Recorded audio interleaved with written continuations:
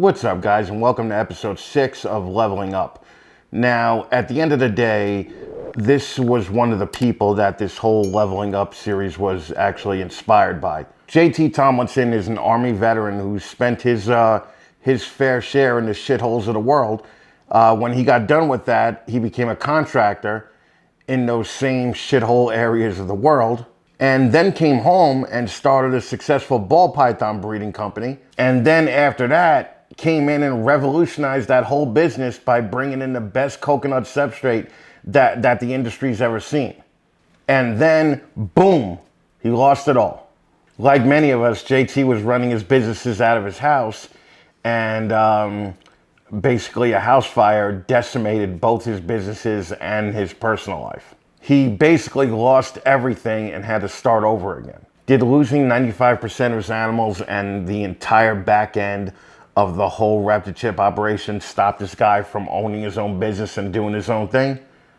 Not even close, man. The community banded together, and 1 year later, with a little help from his friends and a whole lot of determination from him, Raptor Chip is still the best coconut substrate out there, and his collection is actually on its way to being in the black again, probably in about 6 months, if not maybe next year. And JT just launched a Reptilution Apparel Brand in which all the proceeds from any of the shirts or anything sold go back into the community.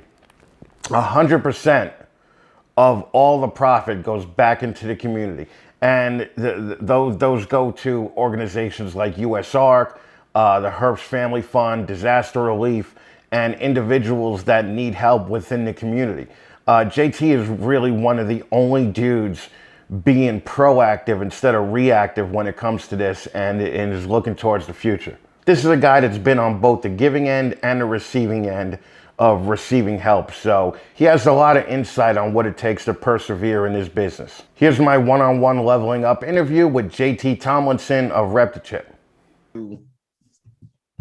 What's up, everybody? I have the man whose ass I kissed just slightly less than Kabilka, fucking JT Tomlinson from Raptor Chip. What's up, brother? Hey. What's going on down there? A lot of work, and really happy to be visiting with you again, man. Cool, man. Me too. And it's late there, right? It's about 8 o'clock down by you? Yeah, 8:15, yeah. And you're still at the shop, right? Yeah, still at the shop, but I've left a couple times today and come back. So oh my god. It's just got good lighting. Yeah. Gotcha. Okay. So now I just want to talk to you about young JT for a minute.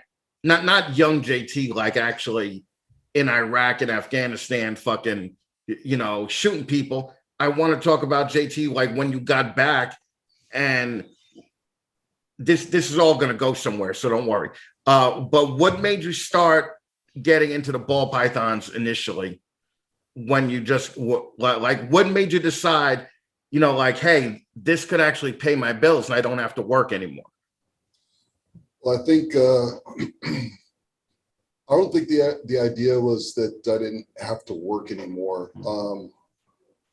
I think the idea is I like work. I mean, work's good, but I think I was really trying to make a break from being overseas so much that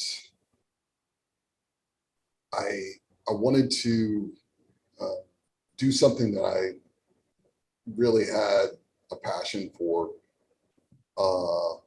And I know that's like everybody's like, oh, the passion word.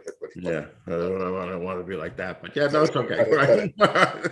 No, but like something that I really, something that did something for me other than just, going to a 9 to 5 and plugging away. I knew it had to be my own thing. Mm-hmm.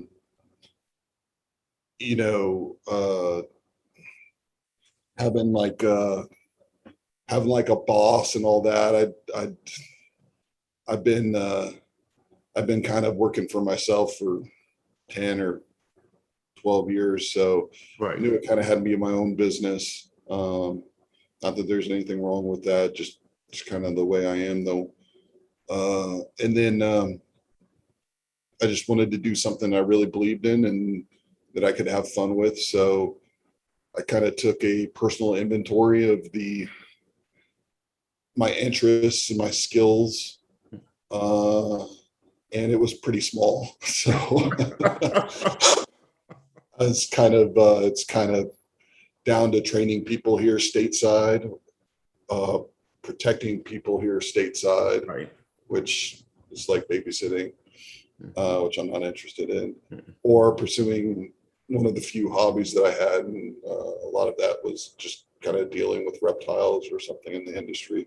Right. So I decided, let's go into that. And then when I do something, I think I'm kind of like a lot of people, like if I'm going to do it, I'm going to do it. So I went in full force, and, with the understanding that, if it all goes to shit, I've got some skills I can That you can fall back on.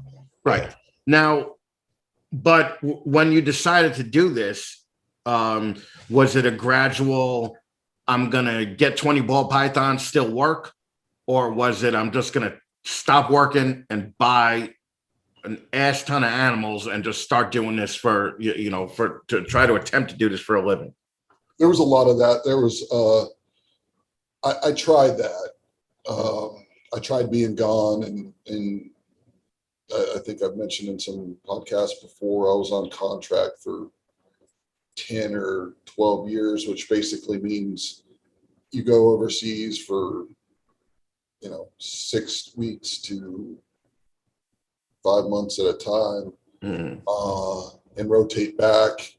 And you might be back for 2 weeks, or you might be back for 2 months. It's kind of variable, but you're always coming and going, which doesn't make for a very good collection. So you have to have some trusted partners. If you have somebody that's going to be taking care of your stuff, I was lucky. I had Tim Cole, who was kind of a legend in the herp community in Texas. He was willing to take care of my collection while I was gone, but it's not ideal, and it's difficult, and you have to build a lot of trust in somebody. But it's never, and it doesn't matter if you have the world's best expert on ball pythons or whatever you're keeping. Like, nobody's ever going to do it like you're going to do it. Right.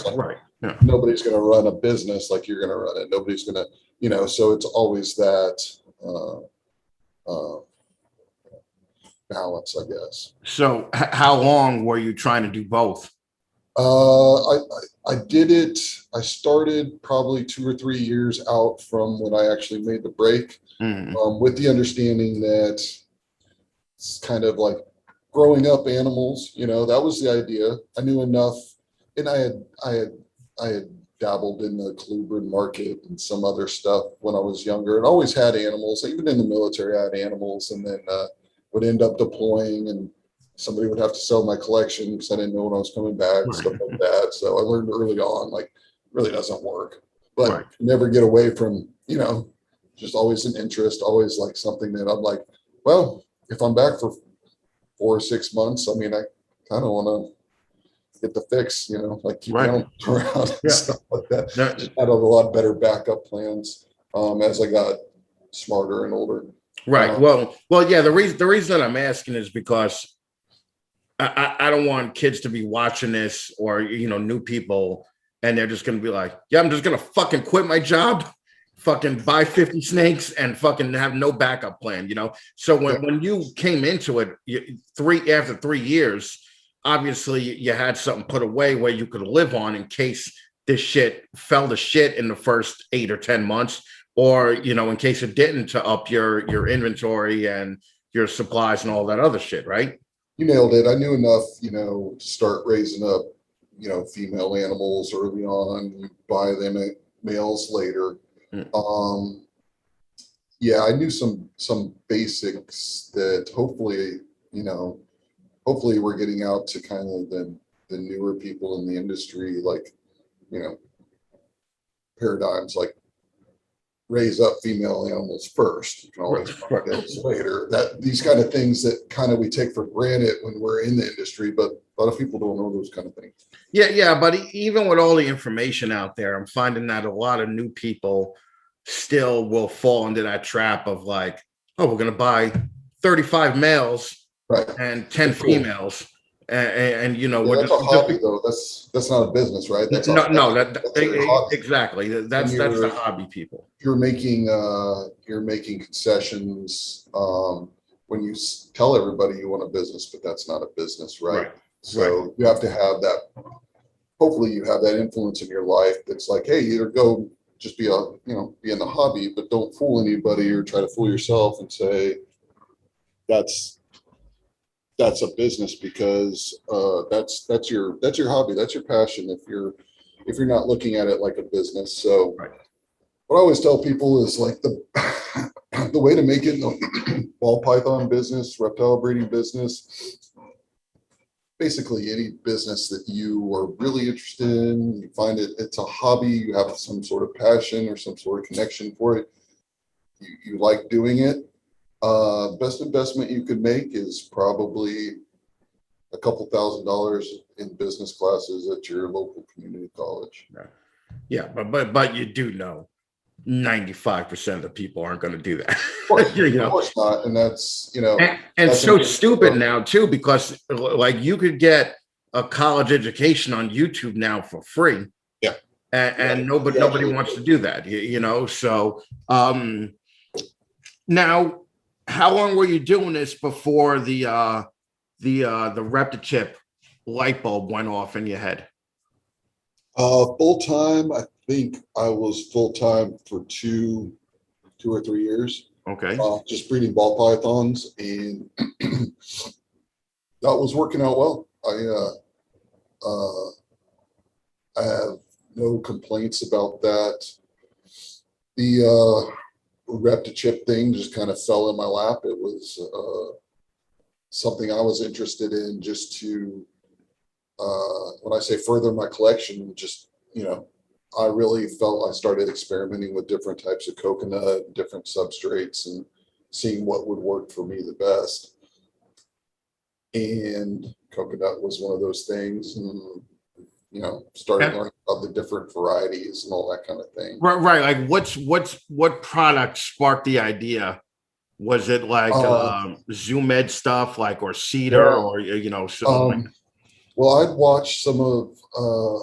I started one of interesting. Mark Mandick was one of the first people that I saw in, like, I'm a huge fanboy of Mark. I don't. Yeah, me too. Yeah, probably doesn't know that, but I try to not fanboy too much over these guys. But like, I watched everything that he ever did, and I always consumed anything that he put out.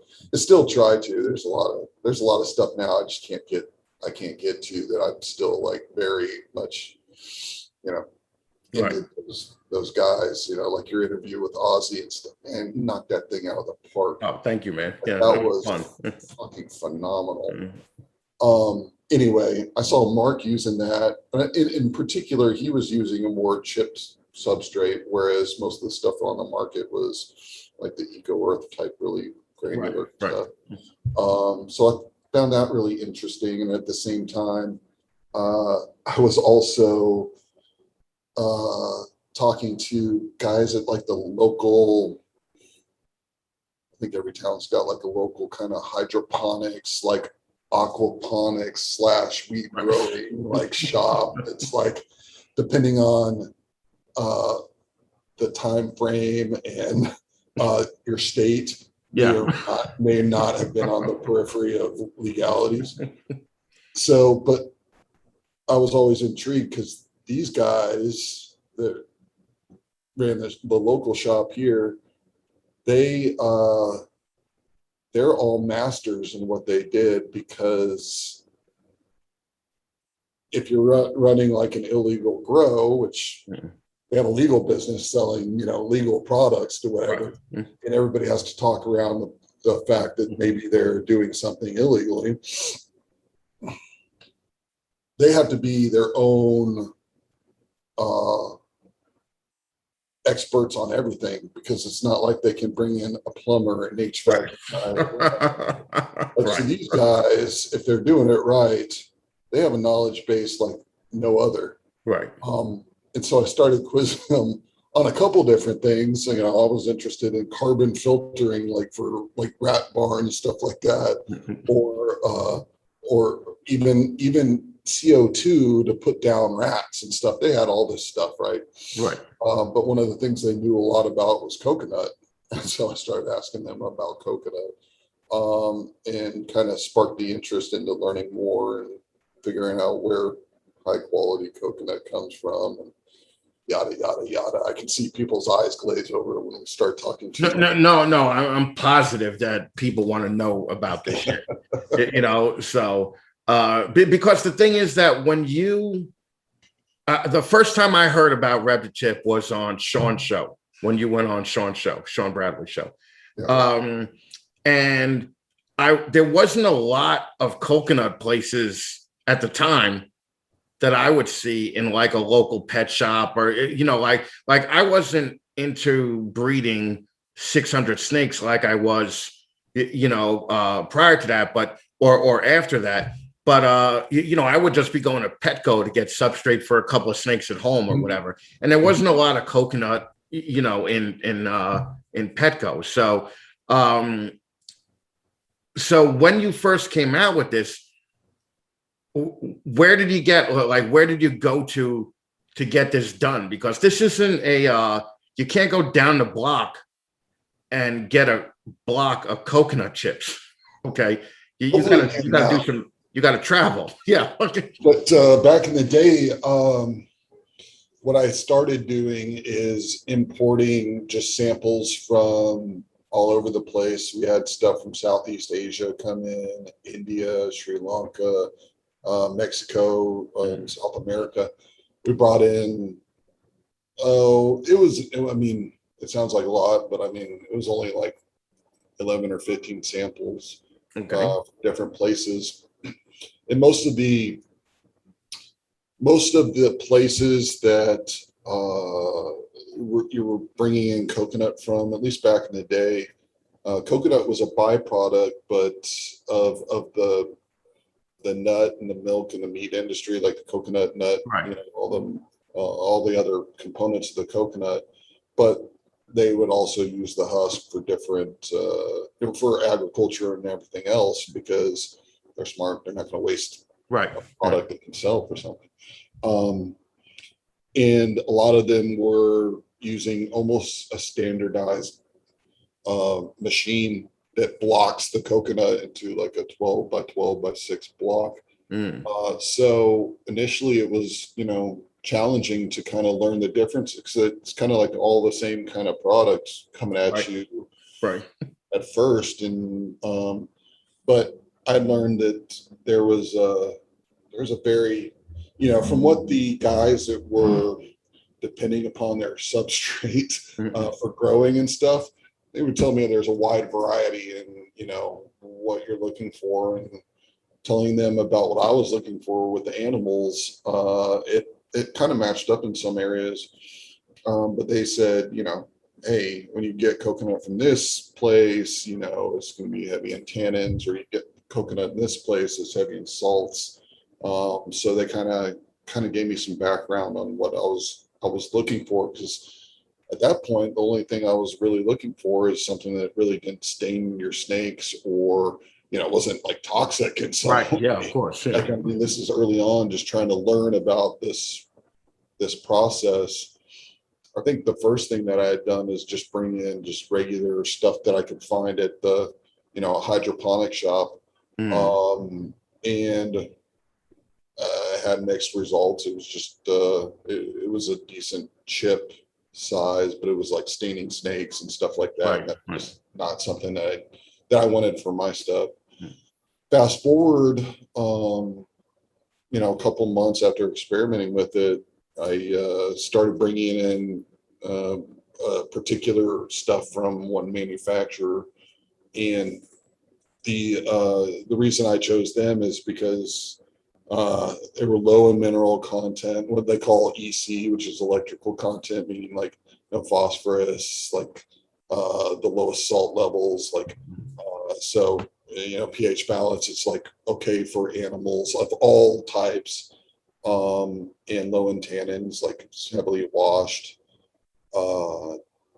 and I liked it so much that I started bringing it in by the pallet, which was really expensive for me at the time. I mean, I'm not, Right. I was looking out for my collection.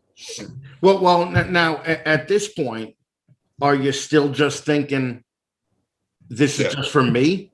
That's for me. And not, I'm not planning on doing a worldwide takeover of the coconut. Okay. No, it's just for me. And then I think I had put it in some displays and actually brought some, because a full pallet for me back then, I was like, it's going to take me months to get, right. it all. So I brought a couple blocks to a show one time. And I had it in my displays, so the snakes could sit on top of it. And ultimately, I think it was guys like Mike Breezy and stuff that come by and be like, hey, what is that? And why are you using it? And start quizzing me. I remember in particular, Mike was like, give me 10 of those, man. I want to try that out. All right. Hey, I'll sell you 10 of them. And I mean, just whatever. And then he told his friends about it, like Jack and Heidi, Right. And then those guys like, hey, I kind of like this stuff, man. You gonna get some more? And I'm like, well, can. I don't know that I want to be so. I mean, my focus was on snakes, but it really just took off like. Right. So it basically started with you and your friends. So probably the next pallet you had, you could at least split 3 ways as far as cost goes, because your friends are buying shit anyway. Quickly, I couldn't supply anybody, and then we would all kind of. I don't know that we would all put it on a pallet, but I just bring it in for me because I didn't have any more, because the guys would buy it. Right. And then like some of the local, like hardcore dry goods guys that kind of like own the market, kind of were like Andy, right. Nice. Yeah. Southern Reptile Supplies would come by and be like, dude, I want this, but I want you to be able to provide enough that when I need it, you have it. And I'm like, oh man, here we go. This is a whole different business, but all right, let's see how it goes. Right. And I remember back in the day, like I had to borrow money to buy a half container. Like I bought, which is I think 10 pallets of a short container. Right. And I was just sweating bullets. And but at the end of the day, I was like, well, you know what? People don't like this. I'm gonna use it. It's gonna take 10 years to use it, but at least right. It's not like it goes bad, right? Yeah. So right. And then just grew from there. And I have no background in business. I don't know anything about business except for what I've learned since getting into business. Right. Everything that I know was applied from, the military, the leadership that was hopefully instituted in me in like real world, just combat lessons and stuff like that. I just kind of apply the same thing to business, and it actually parallels a lot better than I would have ever thought it would. Right. Okay. So now let's just skip forward a little bit. You're still doing the snakes, and Raptor Chip is kind of becoming its own thing. Okay. And you were really like the only coconut guy on the block for a while. before it started, kicking in with these other, guys coming and doing the coconut stuff, right? Now, there were some problems. I remember, like ReptiChip was hard to get for a while. Like there was, like you could order it and it would take, 3 months to get there or whatever. Oh, yeah. So you probably had to take some time to learn supply chains and all this other shit, right? And you got to be aware that the problems in America are only American problems, but the problems in Sri Lanka you have to know about too, because what if they something happens there, that if there's a hurricane or if they can't ship, so you got to learn all that too, right? Yeah, so you nailed it.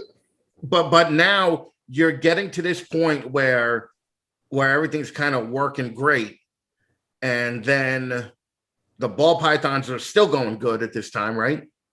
Yeah.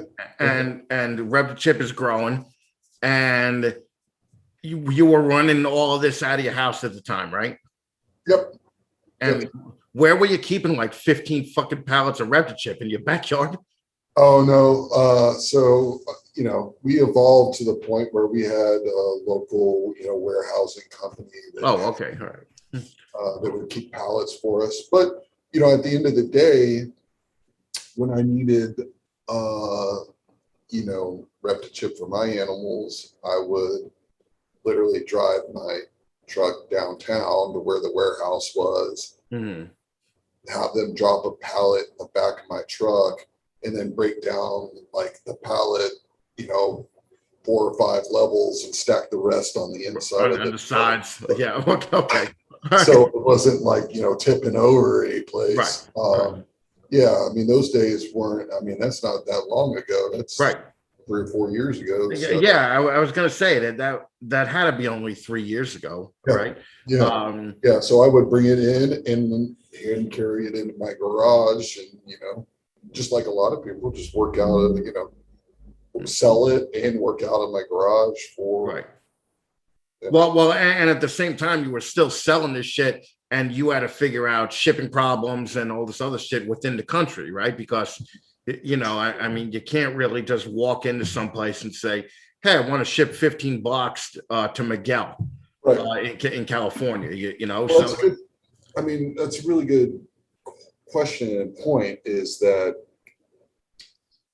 when you get started in business, no matter what the business is, the first key is, if you're going to do it, you start, right? Like, so when I decided to do ReptiChip, like legitimately, like I'm not selling some random block that's out there.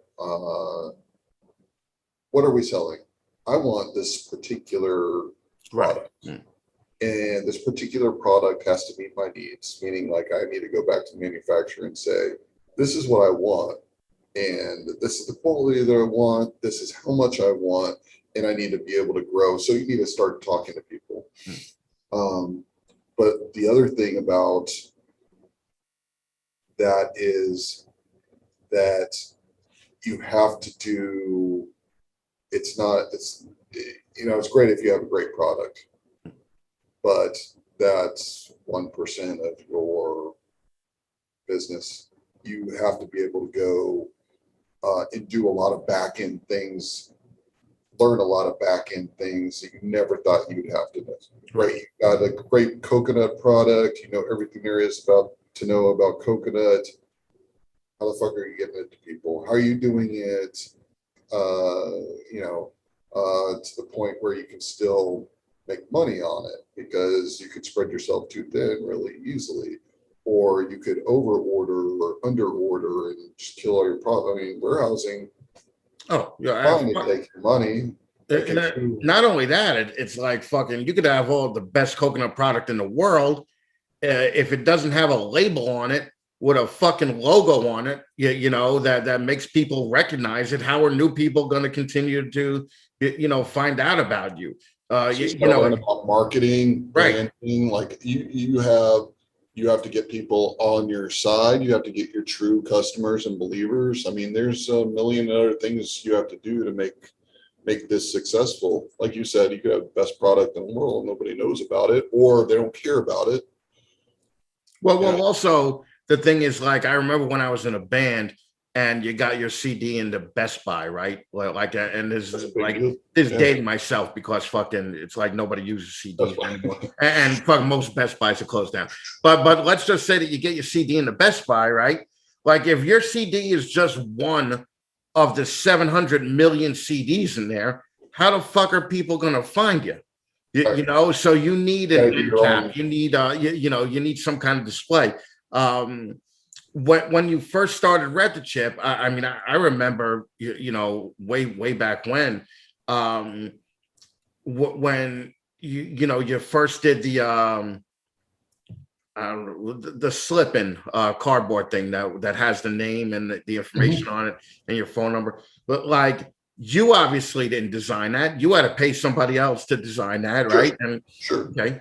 And then again, let's just skip ahead because I don't want to get off topic here. But now you spend years doing the snakes, and you're spending years doing ReptiChip, and then a year and a month ago from today, your fucking house burns down. Okay. And all the animals were obviously at your house. All the operations for ReptiChip had to be at your house, right? Because that's where you were. There was a good deal of it. I mean, we were outsourced a lot at the time. Manufacturing was at my house. Right. Well, that's what I'm saying. And like all the computer records, all the computer work was at your house. Yeah. Well, you didn't have an office that you were going to every day to run the ReptiChip, Right. dynasty. That was in my house. So this happens on your way to Conroe, right? And you get the call. Yeah. And when you came back, is the house still on fire, or is the house burned down? The house is still on fire. They were pretty close to putting it out. Okay. And we obviously suffered tragic loss with the animals, and the ReptiChip suffered, not to the extent of the animals, right? But in the rebuilding process, just everything is very, very slow there. So there was a great deal of starting over again in a lot of capacities. Right. That's what I'm asking. Was there ever a point when this happened that you were just thinking, fuck it, too much work has been put into this. I'll never have to redo it. I'll never get it redone. Right. This is, years of my time. Was there ever a time where you were just like, time to go back in the military and, or contracting and start doing, my old shit? I think the honest answer is that probably occurs to you every day. Like, there's always a fallback. I think that there is that option. The option's always on the table. But there's a lot of different dynamics. One dynamic is that I just don't quit. Like, I learned early on, like, coming up in the military is, if you really wanted something, if you wanted to be whatever you aspired to be, right? Like, from a young age, it was instilled in you, like, and my parents did that for me as well. They always instilled in me, like, hey, if you start something, you don't quit, right? Military reinforced that. Like,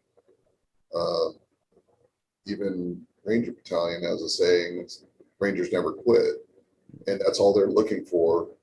When you boil it down to brass tacks, at the end of the day, they want people that don't ever quit. That's pretty cut and dry. Like, you can do whatever you want to this guy, and he might not be performing how what you want or what you expect, but that dude's not ever going to quit. They all have heart. Right. They're all going to just continue on, whether or not they're doing good, whether or not they're doing bad. They're going to go complete the mission, whether it's slow, whatever it is, but they're never going to quit. Right. And I think that's one aspect of potentially the reason why I wouldn't really consider quitting. Is just I'm not built like that. You can call it whatever you want to, but I think that's tenacity that's instilled maybe early on, or maybe something that I've developed over time. Is just like, you want me to quit? Fuck you. Right. Right. I'm not. Well, so now I'm that's kind of the answer I expected to get. But you were basically, when you were watching your house burn down, were firemen coming out of your house with snakes like Ace Ventura, just like, Jesus Christ? Or did the majority of your animals fucking died, right? But we pulled out some heartbreaking animals. Yeah. Yeah. Now, were you looking at this fire while it was going on and being put out and just thinking, all right, once this fire's out, we got to figure out what we're going to do next and what we're going to, how we're going to handle this? I think again, like old school, just like ingrained thought processes kicked in. Like, when I think the majority of my life was working overseas or in combat, so that's really all I have to compare it to. Not that I'm trying to tell war stories and stuff, but like that's my experience in life. So that's the only thing I have to compare it to. And so when bad shit happens overseas, you learn. You go back to step by step. Like, what's the next step? What's the next step? What do you have to do now? Like, and you put out all the, anxiety in your mind about, well, what am I going to do? And, what am I going to do with my business? What am I going to do? Like, my business is gone. I don't think that's, that won't ever help anything. Anxiety will always just destroy you, pick at you. It's, what's the next step? All right, how do we get there? All right, let's get there. What's the next step? Right. So it's kind of a methodical approach to shit. At the end of the day, in the real world, nobody gives a fuck about your feelings, right? Yeah. Like, it's I'm saying, yeah. Do you want to sink or swim? Right. You better fucking swim, because if you sink, you're done. Same thing with getting out of the military and all that other shit. I mean, that's why you see a lot of veterans having problems and stuff. They don't have anything to go to. Right. That might not be a good segue, but I see that a lot. Is like, there's no mission anymore. So what do? Right. You have to have a mission. Like, you have to do. That's the next step, right? Right. Always take the next step. Well, and now obviously the other thing to talk about is when you decided what the next step was, you've had a tremendous amount of help from the people in this fucking community, right? I mean, they really, I believe Brizzy was doing auctions before you got back to the house. I think that they had created a group, or I was even literally saw the house myself. I think that they had already figured out what was going on, and I didn't even have anything to say to them except, hey, I'm not going to make it. My house is on fire. That's all I told them. And other than that, I was, talking to anybody that I could that was on the ground there at the house and stuff. The community came together in such a big way that it's, I don't know if anybody can ever explain it. And I've said it, as many times that I can say it, and I'll continue to say it all my life. Like, it's one thing to be on the giving side of, a tragedy or donations or whatever, right? It's totally different being on the receiving end. Nobody wants to be on the receiving end. Nobody volunteers for saying, I had a tragedy and you guys should help me. It's always unexpected. It's always just,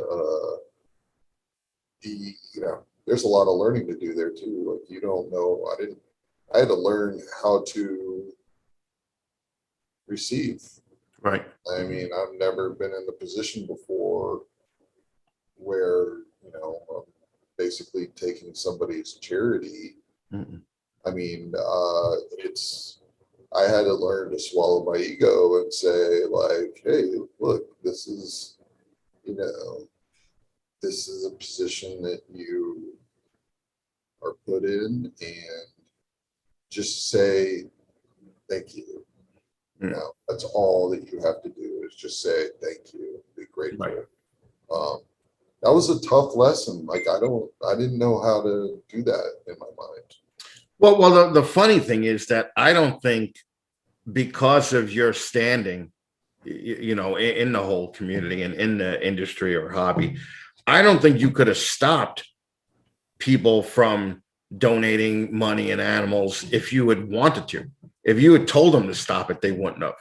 But like, everybody just wanted to help you, and that says something more about you than anybody, than anybody else, So at the end of the day, there had to be hundreds of people that gave, right? Absolutely, yeah. We had the outpouring of support was just, and I'll still go through, like, I still have like missed messages that I'll see, or somebody will message me again from that time frame, and I see Right. what they wrote before because I missed it. I'm just like, you're amazing. Yeah. I can't even fathom it. So it's very, it's endearing, and it's very heartwarming, and it's also very eye-opening. I like that. I like having that constant reminder of how good people are.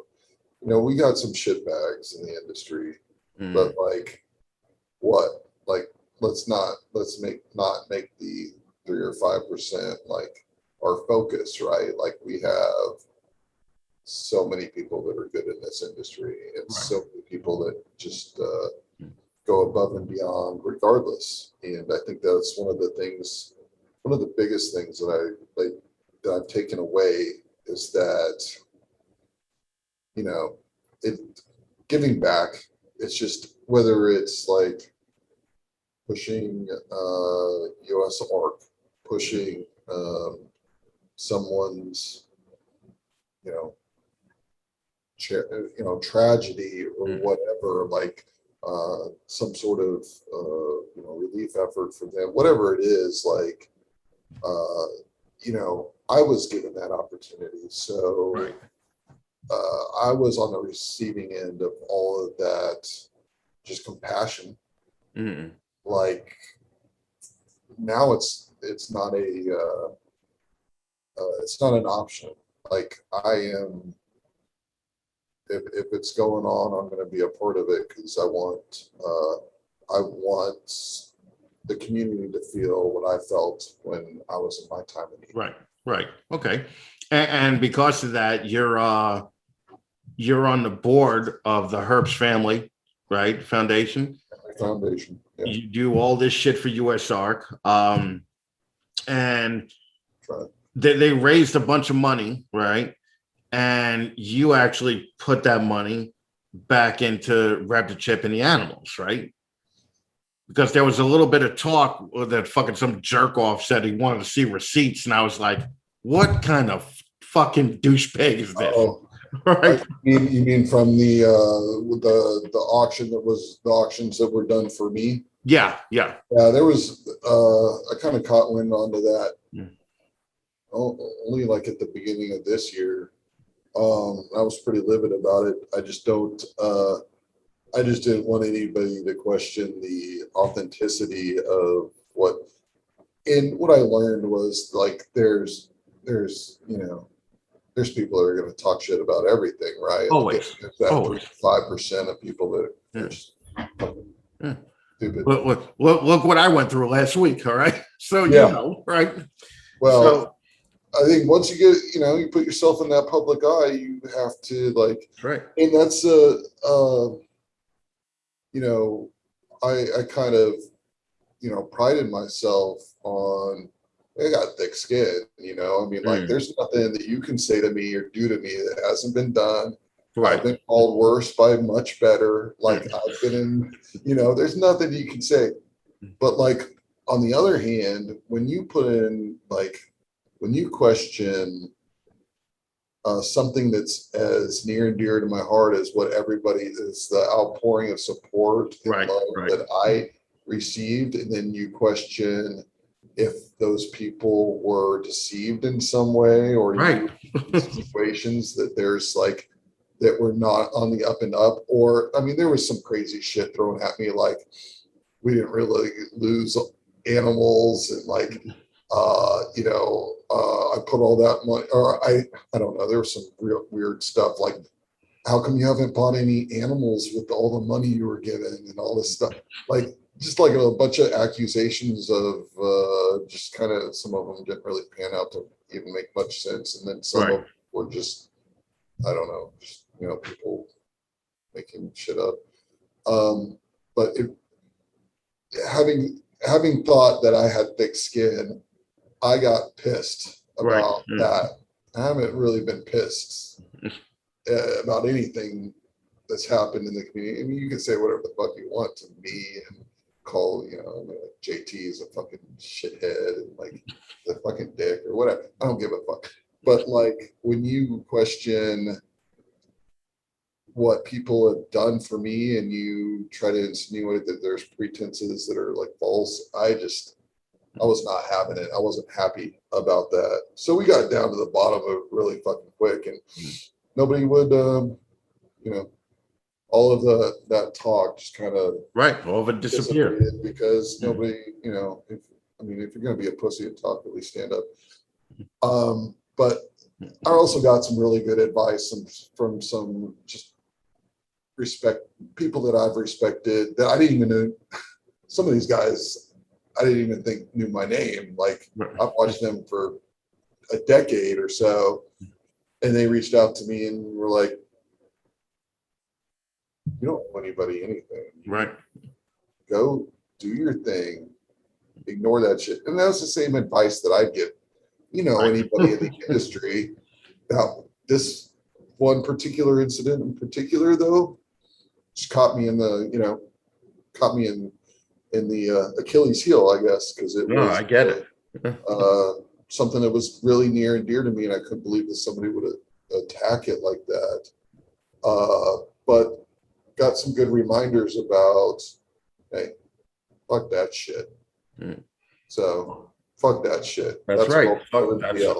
That's what I say. Right. Go about doing what you know is right. That's right. Yeah. Now, what's going on now? Like as of today, with Raptor Chip and with On the Balls. I mean, there's really, you got a new place, and is the new place completely set up yet, or?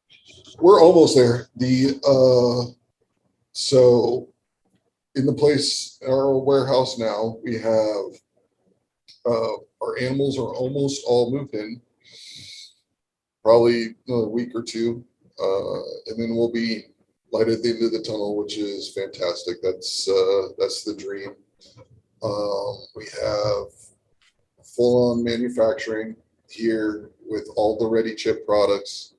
We've got a great crew like Matt Del Rosa, Austin Hutchins, that slave day to day to make that happen. And we have warehousing for that product, and we have stuff going out, Now, is everything happening at the new place now? For the most part, everything is happening here. As far as manufacturing, everything is happening here. So, Gotcha. Okay. So when you're doing the manufacturing, you're getting the brick shipped in, and then you're actually rebagging, recleaning, retagging it Yeah, for the different types of products, like for yeah. ReptiChip and ReptiChip and We use the same exact blocks that are in the Raptor Chip breeder block, and Mhm.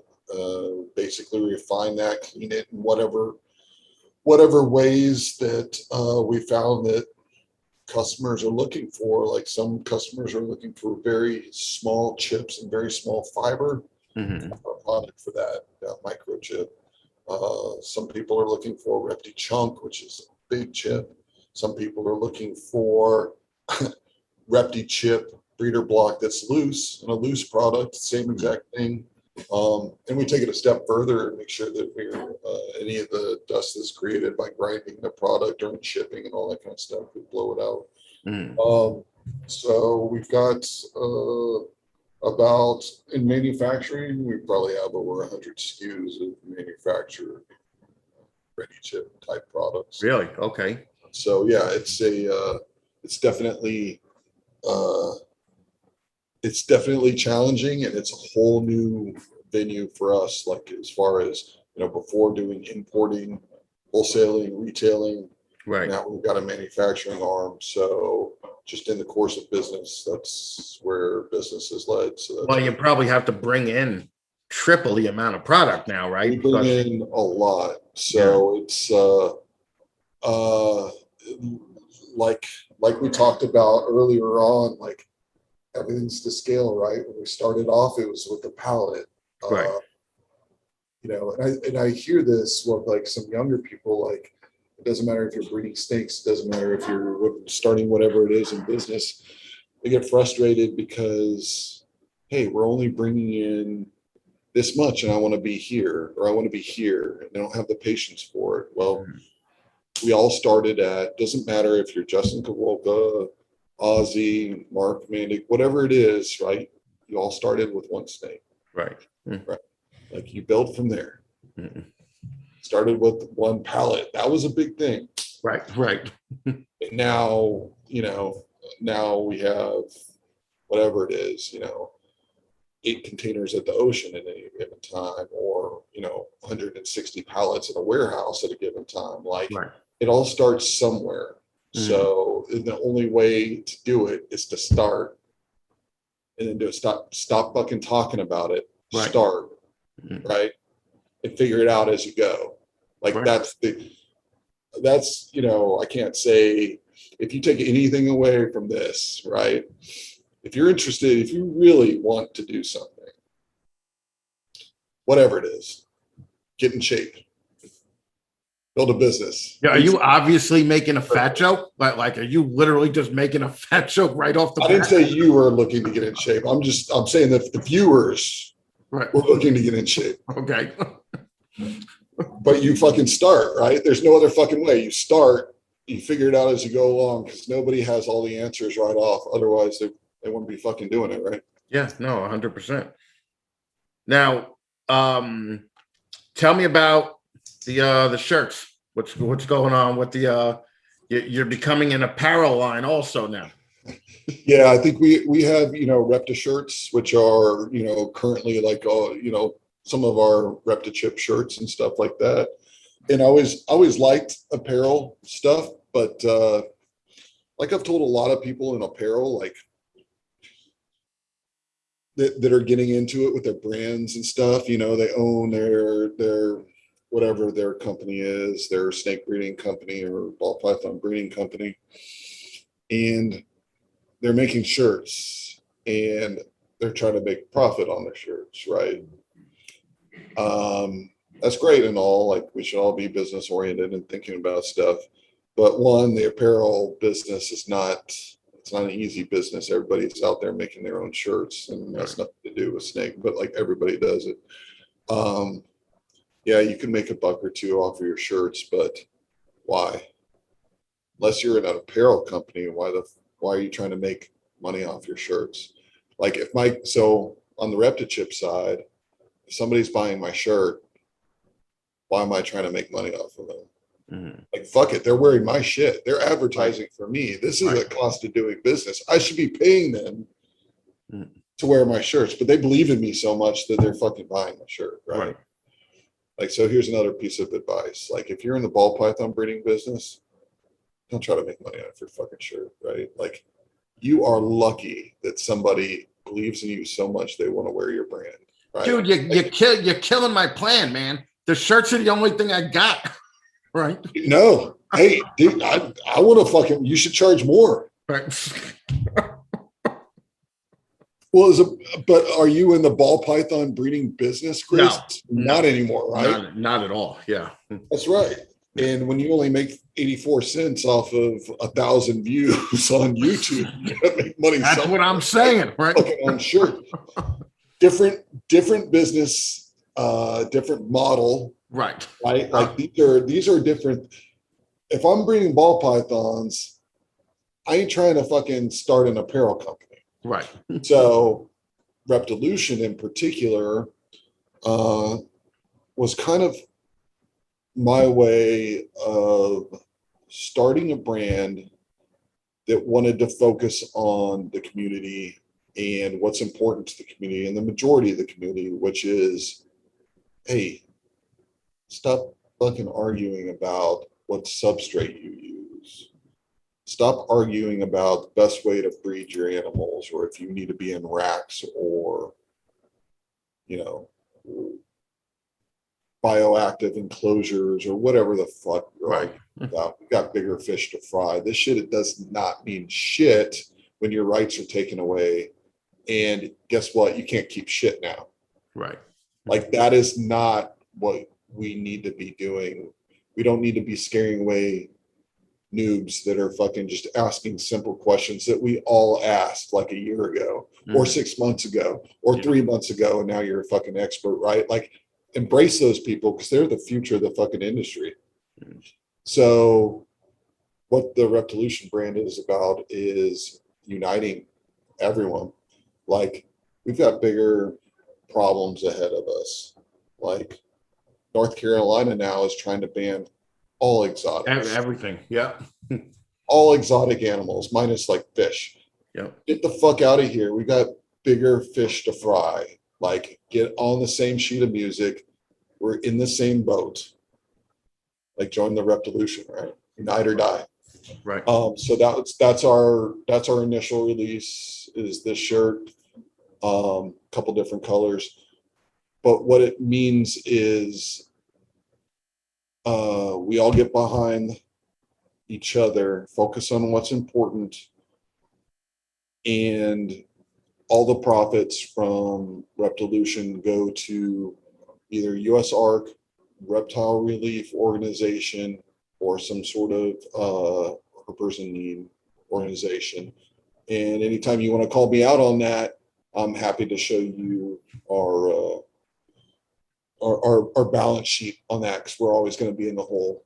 Right. I think that's the idea, though. Like, you're getting a cool piece of apparel, and you're giving back to what's important. Well, I think the other important thing too is, like, all these dumbass arguments in the hobby and the industry, which is really the basis of a lot of my show. So I don't want to get too much behind it, but really, when you watch these fucking cunts fucking argue with each other about what type of bedding they're using, or what kind of bioactive versus non-bioactive, if one of those dudes in the argument gets cancer, the fucking problem is not there anymore. Just fucking do something to back up. Like, you could be a dick and argue all you want, but at the same time, you better be doing something to help that guy, if that guy ends up needing help, or if these people end up needing help, or if strangers 100%. don't need help. I mean, okay to have strong opinions. There's nothing wrong with having strong opinions, but, like, echelon it with what's really fucking important, right? Like, here's your fucking opinion. It means nothing, dude. Like, here's your fucking opinion. Like, the good of the whole is what we should all be interested in, and that's retaining our rights, investing in organizations that challenge legislation and will take these, recurring themes about legislating your rights to keep and enjoy the animals that you do, and literally take them to court and litigate against the bullshit. Right. When are these shirts going to actually be widely available? We can do it now, man. Well, check out, right now they're on the ReptiChip website. So check out ReptiChip apparel on the website. And I've got the Reptilution shirts up there. If you act now, we'll do it. It hasn't been officially launched yet, but been teasing people long enough. So if you're interested in them, go check them out. Also, you guys are getting some stupid hot chicks to advertise. You're doing it right, man. All of those hot chicks and those hot guys, like all of them, those are all people in the industry. Like you might not, you might just glance over. Like I've had a lot of people like, you're hiring models. Well, yeah, but these are people that are like awesome keepers that I have a lot of fucking respect for. I mean, like I'm learning stuff from some of them, and I'm like, shit. Yeah, I've been in this industry a long time, and you're teaching me about, fill in the blank. But exactly. Yeah. I'm going to ask you another question now, because this is what I'm asking everybody, especially after last week. Shit. All right, here we go. Best up and coming or female breeder right now. Give me 3 female breeders who you have a ton of respect for.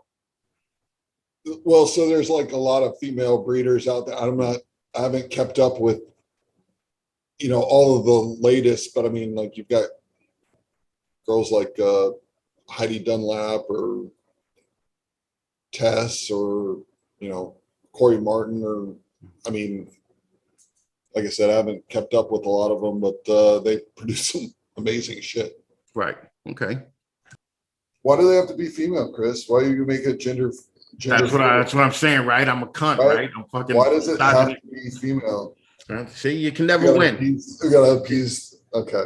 You can never win with this shit. No, you can't. You can't. Like, but here's the thing, Chris. I know you, and I've known you for a long time, and I know that you treat everyone equally. Yes. Right. So somebody that doesn't fucking know you can take anything that you say, and this applies to everybody, out of context. Oh yeah, yeah. And try to exacerbate or use whatever you say, as a whatever social agenda that they have. Right. Total bullshit. Yeah. And I'm happy to say this, because that they're not going to watch this fucking episode because they don't know fucking anything about you. Yeah, of course. Yeah. We got a lot of that shit going on, and not just in this industry, in the world. It's bullshit. Like, we should start calling people on bullshit like that. Like, they're bullshit social agendas. Like Ozzy says, shut the fuck up and breathe. Right. Do your thing. Stop trying to tell other people how to live their lives. Stop trying to tell other females how to be a female. Stop trying to fucking influence people. Stop trying to fucking watch a rated R movie and say, I object to that. Well, why the fuck are you watching the movie? Right. Right? Like, fucking take some personal responsibilities, take some personal accountability, and fucking, if you don't like it, switch the channel, scroll past, do all that other bullshit. Like, get the fuck out of here with your social justice warrior bullshit. Like, nobody gives a fuck. Yeah. Sorry, I just had to. It's all good. It's all good. Woke is broke. All right, so it's all good. I will say that if you're just looking gender specific, like, like nobody's gonna compare to Tracy Barker, right? Like, she is she did so many things for this industry that, 99.999% of people cannot even relate to, and 99% of people don't know who she is. Yep. So if there's male or female keepers out there that want to learn about some of the origins of this industry and why you're able to make a business out of it now, or why you have some of the rights that you have that would otherwise be demolished, like start picking up VPI books, right. Tracy Barker's book, Dave Barker's books, because that might give you some background on that. More than likely, it'll probably educate you in specific reptile species. But she is a pioneer in the industry and up there with any male great that you could ever come up with, because I just have nothing but good things and respect for Tracy. Dude, thank you so much for doing this, man. How can people get in touch with you? Sales at ReptiChip.com, JT at ReptiChip.com. Hit us up at, we've got contact me at ReptiChip.com, or I'm on Facebook. Yeah, ReptiChip everywhere, right? Yeah, ReptiChip everywhere. Yeah, absolutely. Dude, thank you so much, man. Thank you for anytime, man. People are gonna fucking be loving this. All right, brother. Well, I will talk to you in a few days, and we're gonna put this out sometime in the next week or two, and we'll go from there, man. But thank you again, brother. All right, man. Anytime. All right, have a good one, man. Too. Guys, thanks again for sticking around and watching probably one of the most inspiring guys that I know. I'm definitely proud to call this guy a friend and a supporter of the show. I mean, he was there right from the beginning for us. We're going to keep doing these leveling up videos, so if you guys have anybody in particular that you want to see on them, email me at snakesthefatman@gmail.com. Let me know, and we'll see if we could get them on the series as well. We drop audio podcasts on the 1st and the 15th of every month, and you could actually find those on iTunes or Spotify or wherever great podcasts reside. We do open Zoom calls for reptile keepers twice a month, usually bi-weekly, and we just hang out and talk about shit, and it's a great way to actually connect with friends from all across the country that you only get to see once or twice a year, even less with COVID. So I hope to see you guys there. If you don't have the link, DM me on either Facebook or Instagram, and I'll get that link right out to you.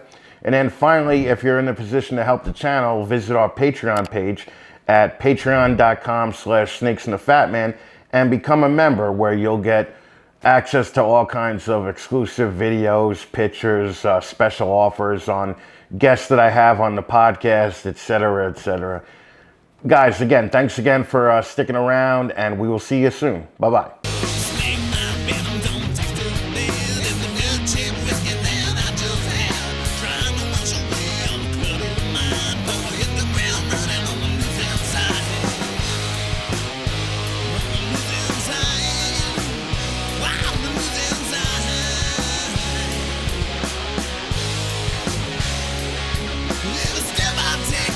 Ready